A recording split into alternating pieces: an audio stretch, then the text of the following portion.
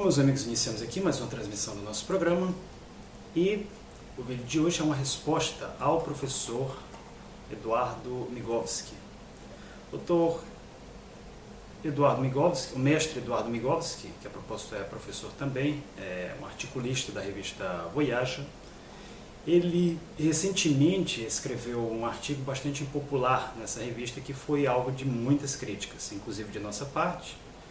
São críticas muito respeitosas, por sinal, e criticam aqui as ideias que ele coloca, que ele lança nesse artigo, referentes ao período de Iosif Vissarionovich Stalin. Iosif Vissarionovich Stalin, que foi o grande construtor do marxismo no século XXI, que transformou um país completamente atrasado, subdesenvolvido, arcaico, numa potência moderna, desenvolvida. E isso, meus senhores, é uma coisa que, no meu caso, eu que tenho uma ampla literatura sobre o assunto, nem preciso disso para me dar conta do óbvio. Basta eu sair daqui de casa, por exemplo. Na verdade, basta eu ficar em casa, né, uma vez que eu vivo em um apartamento construído na época de Iosif Stalin. Basta eu ir até o metrô e ver lá como é que funciona, por exemplo, o metrô de São Petersburgo. Sistema de transporte altamente eficiente, sistema de transporte que muito bonito, por sinal. Só para vocês terem ideia, o metrô de São Petersburgo, assim como o metrô de Moscou, são considerados os mais bonitos do mundo. São verdadeiras obras de arte, onde você percebe toda a história ali do que representou o socialismo e a União Soviética. Tudo isso colocado à disposição do povo trabalhador, um verdadeiro palácio debaixo da terra.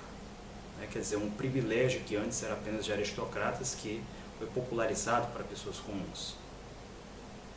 Isso é marxismo.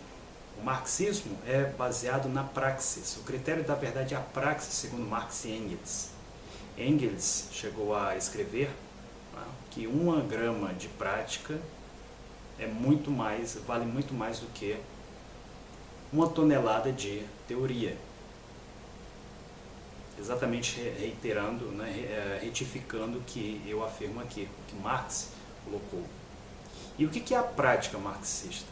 A prática marxista foi exatamente a criação do primeiro Estado socialista do mundo, uma industrialização em tempo recorde, foi exatamente a construção de metrôs para todos, a construção de um sistema de aquecimento como esse que eu tenho aqui em casa. Eu não passo frio no inverno russo, posso ficar de... Algumas pessoas talvez devam ter visto vídeos que eu uso camisa, quando você tem menos 30 graus na rua. Isso tudo construído na época do comunismo, na época de Stalin. Você não passava fome nesse período, porque foi coletivizada a agricultura. E aí são exatamente essas grandes conquistas, e o principal. Stalin, como o próprio professor doutor Michael Parenti, dos Estados Unidos, ou o professor Eduardo Migovski, que gosta tanto de professores americanos, deveria tentar, pelo menos experimentar ler Michael Parenti. Ele coloca que Stalin criou o primeiro modelo completamente alternativo ao capitalismo. O primeiro modelo que foi completamente independente do sistema financeiro criado pelos imperialistas americanos, completamente independente da Reserva Federal norte-americana. O modelo econômico que Stalin criou era tão efetivo que ele mesmo chegou a ser cobiçado por alguns países capitalistas. A Suécia, por exemplo, e a Turquia, nos anos 50, pensaram em aderir ao novo modelo monetário que havia sido adotado pela União Soviética. Esse foi o marxismo real, o marxismo efetivamente construído, e não as fantasias de professores de Frankfurt ou de qualquer que seja a capital. O professor Eduardo Migovski, ele escreve aqui uma carta muito grande e ele comenta que ele foi muito atacado, pelo que ele chama de stalinistas. Só que, como eu já disse aqui no nosso programa, nós não temos stalinistas aqui. Nós temos pessoas interessadas, pessoas que pesquisam a história da União Soviética. Pessoas que, no meu caso, ele coloca aqui, o Cristiano parece ter certo conhecimento da língua russa, que eu confesso me faltar. Primeiro, eu não tenho certo conhecimento da língua russa. Eu sou fluente em russo, língua que eu estudo já, se eu for contar os primeiros dias que eu aprendi o alfabeto cirílico, há 18 anos já. Há 18 anos. Uma língua que eu tenho muito tempo já de estudo, não apenas da língua, como também da história do país. Ele alega aqui que os autores russos eles não são publicados no Ocidente. Isso é fato, que eles são desconhecidos no Ocidente. Mas, claro, é óbvio. Por que eles são desconhecidos? Porque exatamente não há, por parte das grandes editoras ocidentais, interesse em publicar esses autores. Porque muitos deles, inclusive, não todos, claro, porque na Rússia também há liberais, há autores de todas as vertentes, muitos deles são autores que têm pesquisa na área. Muitos deles são pessoas que trabalharam nos arquivos, como é o caso, por exemplo, de Zemskov. Zemskov, que a propósito é uma das fontes de Ludo Martens, o autor belga que ele tenta menosprezar aqui. Olha só o que o professor escreve sobre Ludo Martens. Ele aqui diz aqui o seguinte: os stalinistas gostam de dizer que não há fontes históricas que não comprovem as mortes por inanição. Para isso citam uma única obra, Stalin, um novo olhar, do historiador belga Ludo Martens. Sim, ele é belga, nessas horas os ocidentais servem. Primeiramente, em momento nenhum aqui nós dissemos que o fato de um autor ser ocidental desqualifica esse autor. O que nós dissemos aqui é uma coisa bastante óbvia. Quem vive no deserto não pode ensinar uma pessoa que mora na praia a surfar. Vamos dizer que você é uma pessoa que quer aprender surf.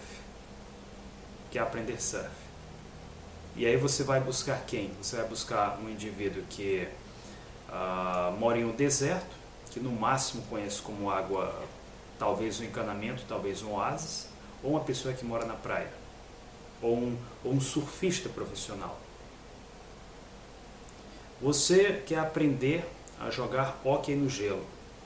Onde que você vai procurar um técnico para jogar hóquei sobre o gelo? No Nordeste do Brasil, onde a quantidade de chuvas é muito pequena, onde você não tem neve nenhuma, ou na Patagônia, por exemplo, ou no Canadá, é um país onde tem invernos rigorosos, onde você tem neve, onde você tem gelo.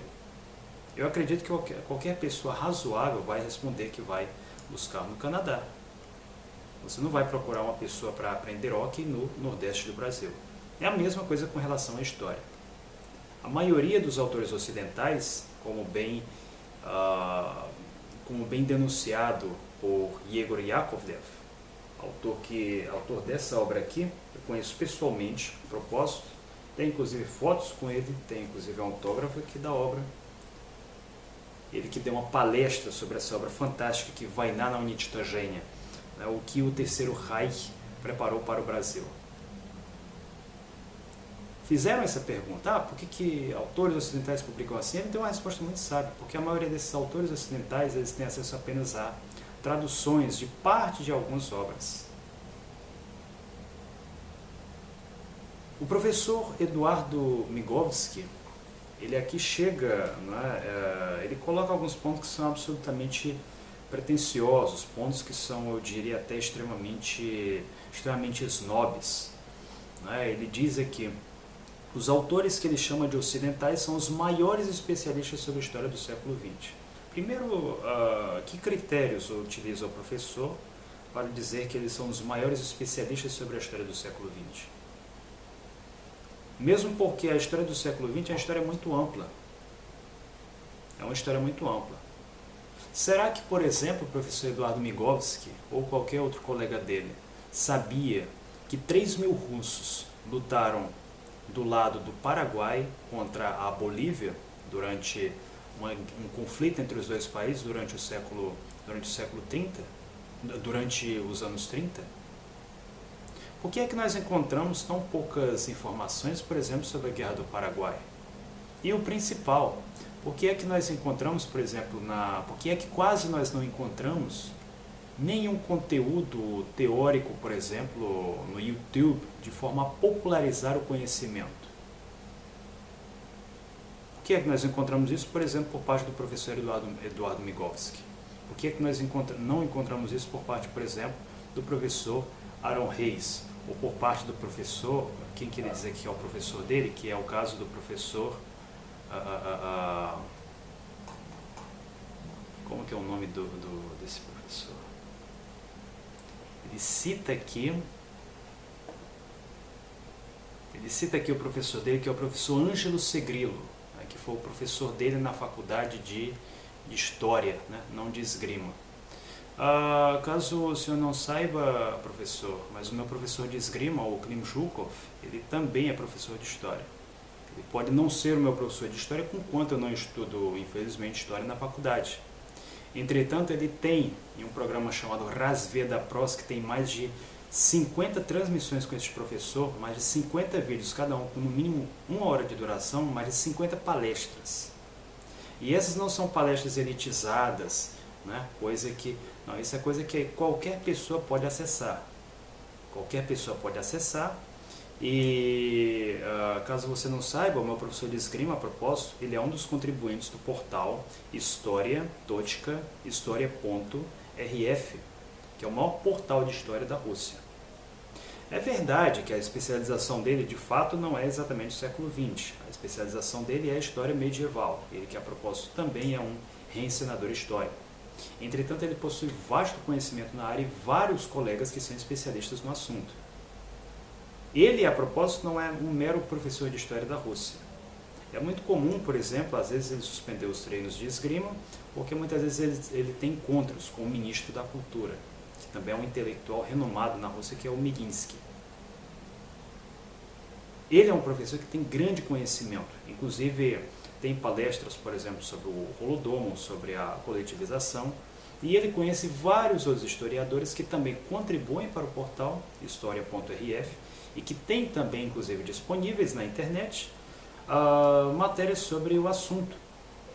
Por exemplo, o Boris Yudin. O Boris Yudin, ele já dissecou todo esse tema aqui da coletivização, que, segundo o professor Eduardo Migovski, ele cita que que morreram 9 milhões de pessoas.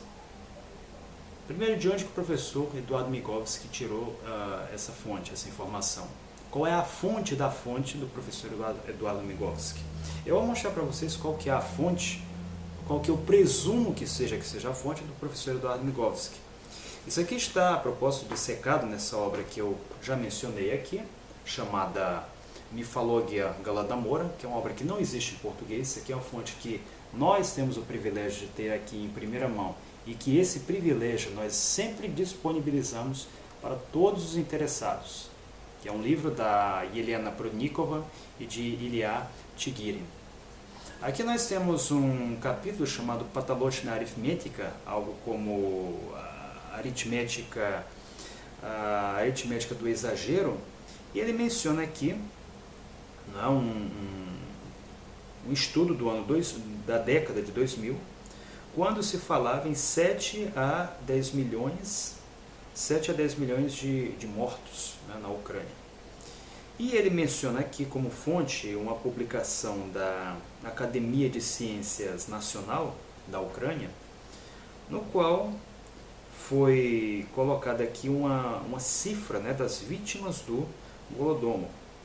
E ele menciona aqui o período de 1932, 1933. Ele traz aqui um número muito mais discreto, né, que fala já em 3,5 milhões de mortos. É curioso como eles sempre modificam esses milhões. Por quê? Porque muitas vezes esses autores, eles pegam o quê? Eles pegam a quantidade de pessoas que morreram em determinado ano. Em ano tal, ou pegam dados, por exemplo, demográficos, mas que não são tão criteriosos. E isso o próprio Ludo Martins explica na obra dele. Por exemplo, a República Socialista Soviética da Ucrânia perdeu um grande número de cidadãos porque esses optaram por fazer parte da República Socialista Soviética Federativa Russa. Ou seja, eles deixaram de ser ucranianos para serem russos dentro da própria União Soviética. E por isso a gente percebe um decréscimo populacional, uma vez que essas pessoas mudaram de nacionalidade. Isso é denunciado pelo próprio Ludo Martins. Esse artigo aqui, ele menciona, por exemplo, várias cifras diferentes, que são publicadas, por exemplo, pela Academia Nacional de Ciências da Ucrânia, Ele menciona estatísticas aqui publicadas por jornais que já apresentam números, né, como 10 milhões e novamente aqui os famosos 7 milhões. Quer dizer, nós encontramos aqui diversos números aqui. Ele, por exemplo, atribui o número de 7 milhões a os sovietólogos de Londres e de Washington, né, exatamente para que as pessoas passem a condenar o modelo soviético. Esses autores que o professor se refere aqui como grandes especialistas no século XX, não esses que ele cita, mas muitos desses grandes especialistas em União Soviética nada mais são do que sovietólogos.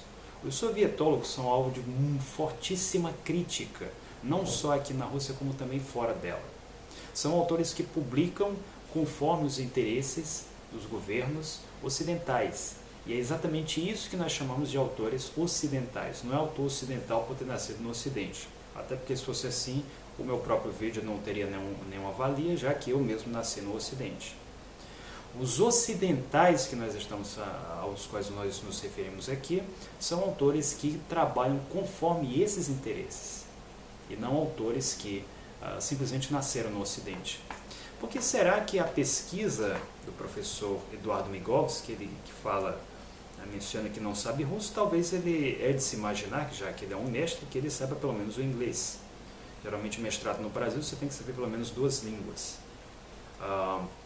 Por que a pesquisa dele não inclui aqui autores como, por exemplo, Anna Louise Strong, que morou 20 anos na União Soviética, quer dizer, uma testemunha ocular, uma intelectual, uma jornalista muito famosa que chegou a escrever sobre a União Soviética e sobre a China.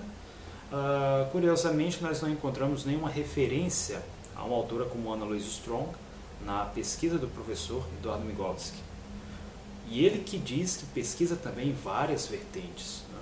Por que será que nós não encontramos aqui, na obra do professor Eduardo Migovski, que demonstra uma posição, eu diria, demasiado anglófila, né? E não vale me chamar de russófilo, porque eu também tenho a pesquisa em autores ocidentais, que inclusive eu estou mencionando aqui. Por que será que ele não menciona, por exemplo, Sidney e Beatrice Webb, que inclusive estiveram na União Soviética? Já que ele gosta tanto de autores anglo-saxões, por que será que ele não fala, por exemplo, de William Bill Bland, que por sinal é conterrâneo, né? Enfim, nascido no Império Britânico, como Eric Hobsbawm. William Bill Bland disse uma coisa muito sábia, né? Anti-stalinismo é anticomunismo. Isso por quê? Porque basta nós vermos, né, qual é o andar da carruagem. Toda essa proposta que o professor Eduardo Migovski faz aqui, né, que diz que é preciso condenar, né, os crimes de Stalin, toda essa sofistaria, toda essa cantilena, ela já foi feita há muitos anos atrás. Será que alguém aqui conhece alguém mais anti-stalinista do que Nikita Sergeyevich Khrushchev? Qual foi o grande benefício que a chamada denúncia dos crimes de Stalin trouxe para o movimento comunista internacional nos anos 50? O grande benefício do 20º Congresso do Partido Comunista da União Soviética foi o quê? Primeiro, acabar com as relações entre a China e a União Soviética. Foi dividir o movimento comunista internacional, consequentemente enfraquecendo esse movimento. Foi acabar com a ajuda a países como a Albânia. E, enfim, chegar ao ponto de mesmo levar a União Soviética a conflitos armados fronteiriços com a República Popular da China. E mesmo a conflitos como, por exemplo, que houve entre a China e o Vietnã. Ou seja, os prejuízos dessa crítica, né, a Stalin foram enormes. Isso não trouxe um benefício sequer, nenhum benefício. Isso por quê? Porque a própria denúncia dos crimes foi baseada inteiramente em uma mentira. Essa mentira, né, nós temos aqui completo embasamento para afirmar como tal, com autores como Grover Furr, que é o autor dessa obra fantástica aqui, chamada Khrushchev Lied. Obras que, a propósito, vêm de um autor ocidental. Né? Quer dizer, se o senhor Eduardo Migowski, apenas se limita, né, vive numa bolha, onde ele acredita que apenas o Ocidente é o detentor supremo da verdade, se ele acredita em papas, né, da história, uma concepção que por si só é absurda, aqui nós temos uma vasta gama de autores que foram citados aqui, que colocam uma postura completamente diferente. E por que é que nós citamos esses autores? Porque se nós pegarmos aqui, por exemplo, Robert Fur ele fala russo. Ele fala russo, fez uma pesquisa aqui na Rússia a respeito desses assuntos, e em razão disso sofre inclusive represálias na universidade onde ele ensina. Ele mesmo já explicou em uma entrevista que ele não pode, por exemplo, receber novos títulos, nem ocupar determinadas funções exatamente em razão do posicionamento ideológico dele. Quer dizer, na academia ocidental, isso provavelmente também é assim na USP, seja na USP, seja nos Estados Unidos da América, qualquer um que desafie o sistema e ofereça alguma forma de combatividade, ainda que seja apenas no plano intelectual, ele fica marginalizado e é exatamente atacado e marginalizado como stalinista, que é exatamente o que o professor tenta fazer aqui. Ou seja, qual é o objetivo que o professor tem, né? Qual é o objetivo que ele persegue a ponto de atacar exatamente o que ele chama de stalinistas, e mesmo um partido como o PCO, que sequer é um partido stalinista. O professor Eduardo Migowski, ele faz uma citação aqui que eu acho de grande importância. Ele coloca na carta dele, né? Ele fala: muitos deles eram financiados pela CIA, como Richard Pipes. Ou seja, ele assume aqui, no que ele escreve, que há autores que são financiados por sistemas por serviços de inteligência ocidentais. É muito importante, professor, que nós concordemos nesse mesmo ponto. Entretanto, eu fico me questionando por que ele cita aqui autores como, por exemplo, o Marcuse. No final, deixa eu só confirmar essa informação aqui. De fato, ele não cita aqui o Marcuse, mas ele cita a Escola de Frankfurt. A Escola de Frankfurt, da qual fez parte Herbert Marcuse. O fato é que Herbert Marcuse, uma rápida pesquisa no Google, nos dá várias referências, inclusive de comunistas italianos e vários comunistas ocidentais. A maioria são referências a propósito de comunistas ocidentais e não russos, de como Marcuse foi, por exemplo, um colaborador da OSS. A OSS, que foi a organização que antecedeu a CIA. Ou seja, ele nos apresenta colaboradores de serviços de inteligência ocidentais como sendo uma referência teórica. Ele fala aqui, por exemplo, da Escola de Frankfurt. Qual foi o grande papel da Escola de Frankfurt em qualquer tipo de transformação a nível mundial? Quem foi que construiu o metrô de Moscou e de São Petersburgo? Foi a Escola de Frankfurt. A Escola de Frankfurt ela já começa contraditória por si só, né? Porque eram pensadores alemães que se diziam comunistas e que curiosamente sentiram muito mais prazer em emigrar para o país mais capitalista do mundo, os Estados Unidos, do que para a União Soviética. Quando eles chegaram nesses Estados Unidos, o que eles fizeram? A única coisa que eles incrementaram ao marxismo foi o ataque à União Soviética. Quer dizer, que marxistas são esses que estão muito mais preocupados em atacar a primeira grande experiência socialista do que o capitalismo, e que chegaram a se dar ao luxo de contribuir para a inteligência americana como a OSS. Onde que está a coerência desses autores? O que a Escola de Frankfurt representa hoje? A Escola de Frankfurt é alvo de inúmeras críticas no próprio meio marxista ocidental. É alvo de inúmeras críticas, e eles só passaram a ter alguma respeitabilidade quando eles apoiaram, por exemplo, quando eles condenaram, por exemplo, a chamada Primavera de Budapeste, quando fascistas partidários do almirante Horthy pegaram em armas, né, a ponto de matar oficiais do governo húngaro e oficiais do governo soviético. Somente quando eles criticaram a intervenção soviética foi que eles ganharam no Ocidente alguma respeitabilidade. Ou seja, autores que tentam se apresentar como neutros, que na realidade não têm absolutamente nada de neutros. São autores que só são considerados neutros quando eles se juntam à própria Guerra Fria, claro, fazendo um discurso menos raivoso. E isso que o professor Eduardo Migovski faz aqui. Conscientemente ou não, ele está indo para o mesmo campo de autores como Olavo de Carvalho. A diferença é que o Olavo de Carvalho faz, né, provavelmente teria escrito uma carta aqui cheia de palavrões, e o professor Eduardo Migovski faz isso sem palavrões, né, de uma forma muito mais moderada. Entretanto, ser de uma forma muito mais moderada não significa que você esteja exatamente numa mesma cor e um mesmo campo. O professor Eduardo Migovski coloca pontos aqui muito importantes, né, e mostra muitas vezes um snobismo, né, muito forte da parte dele. Ele, por exemplo, faz uma menção aqui, né, ele menciona que na parte historiográfica sou completamente ignorante, né, o que é uma colocação simplesmente absurda, simplesmente porque minha pesquisa ela não é restrita a autores ocidentais. Eu, além dos autores ocidentais, como apenas alguns que eu citei aqui, né, poderia citar muitos outros, como por exemplo o grande Domênico Lossurdo, que era, por exemplo, um filósofo. Poderia citar aqui o próprio